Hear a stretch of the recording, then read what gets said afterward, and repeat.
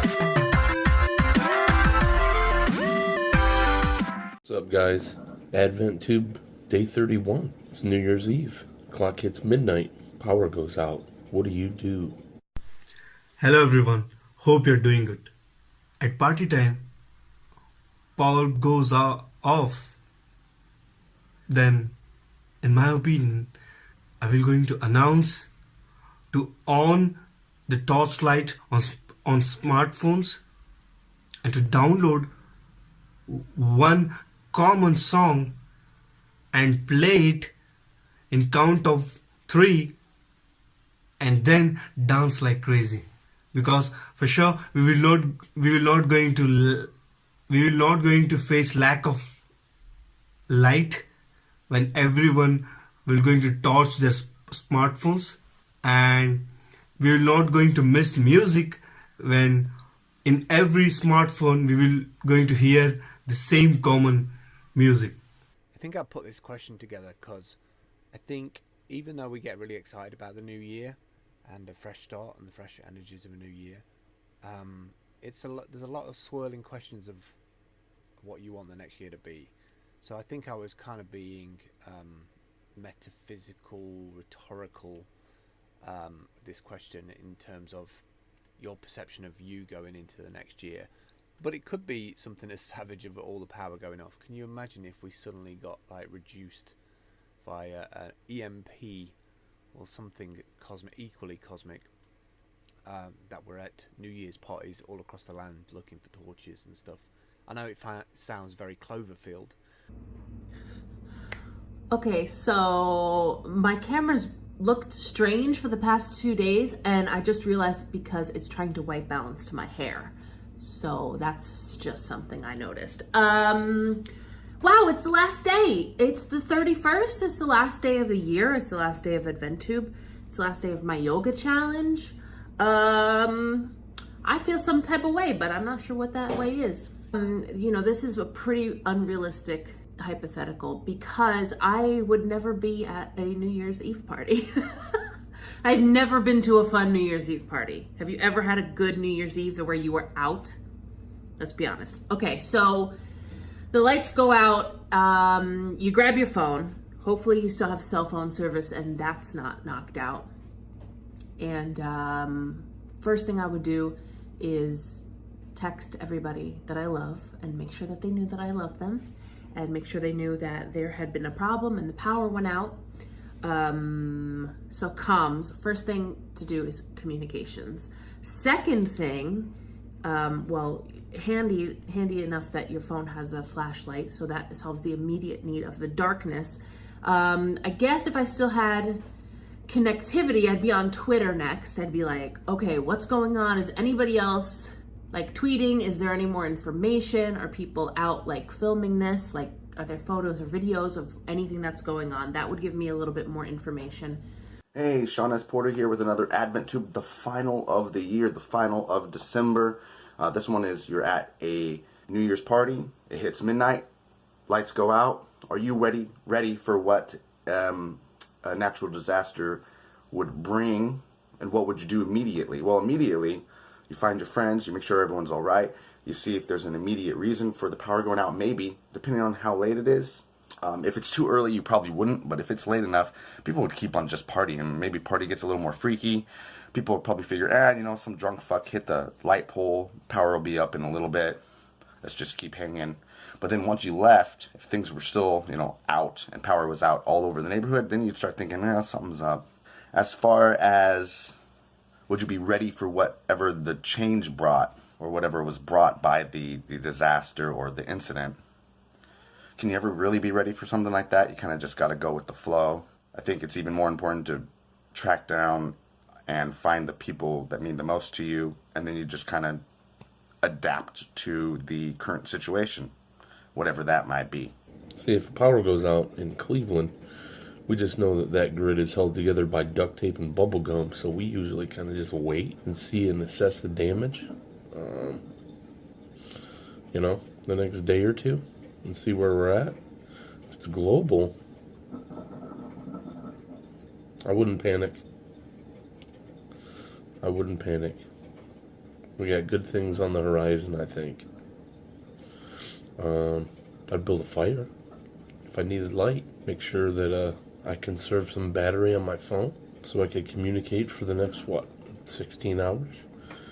And get a plan together and go from there. It's going to be a good year.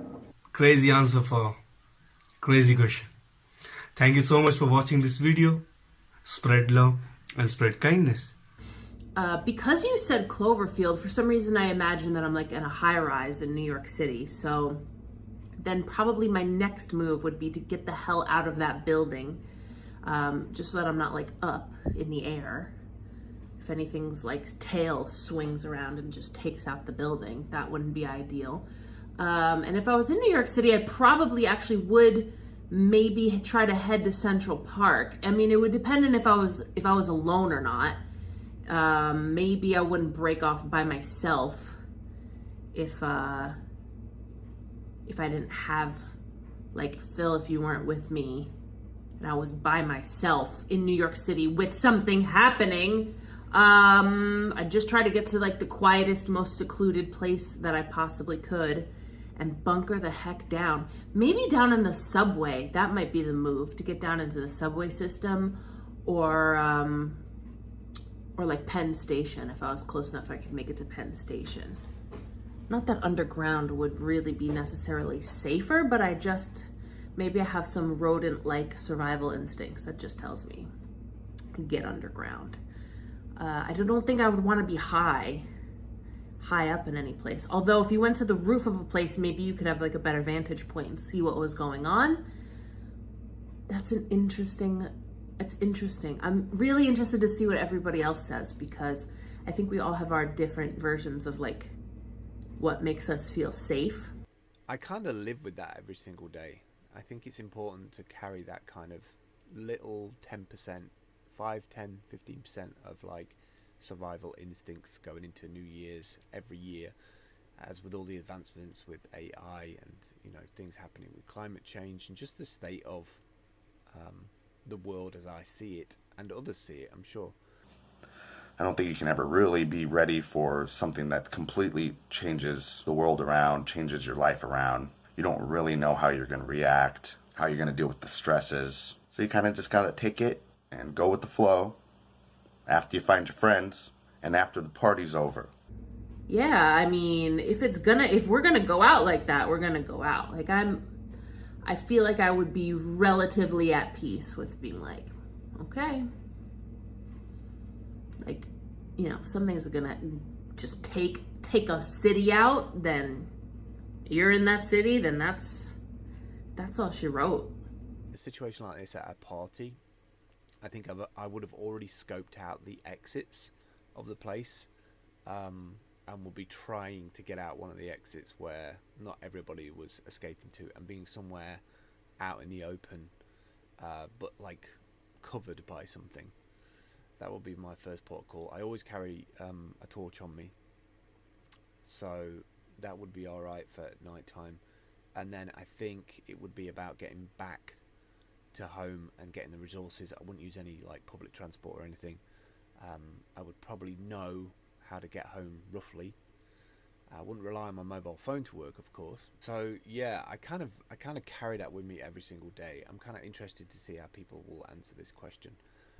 So, you know, you just gotta make sure that you do your dishes and you get your stuff together, and you tell everybody that you love them, and make sure that they know that you care about them. I'm gonna go and take a New Year's Eve walk now. I just want to wish everybody a happy New Year, and thank you to everybody who took part for the 31 days of ADVENTUBE. We're going to carry on from January the 1st to January the 7th on the 7 days January 2019 for people who are jumping straight into their projects. And what was the other thing I wanted to say? And then we're going to bring back the frame.io site in February, and we're going to do like a video blogging month in February. We haven't decided what to call it yet or what our objective is, but we will have an objective in that, and maybe we will put together a course collaboratively together. I'm not sure how we're going to do that yet, but be safe, have a happy new year, and I will speak to you soon. Take care, bye. All right, everyone, this is a fun project. I made it, only missed a couple days, and looking forward to see what 2019 has in store. So hope you all have a great rest of your 18 and a happy 19. See ya. Sorry I haven't been included in these last few. So apologies aside, though, I've had a great time doing these. I'm looking forward to the next batch, the next run, and I'll see y'all on the other side of the year. 2019, baby. And then that's it. And then the horizon explodes in shades of white and yellow. Like every, end of the world movie. I've seen them all. I know how it's going to go. If I have to go, I hope that I have people I can hug that I love next to me. But if not, I guess a text will have to do. Happy end of the year. I'll see you in 2019. Bye. And I want to wish everyone a happy new year in advance, and hope that you and your family will going to face blessed 2019. Stay blessed. Drifting slowly into an empty space.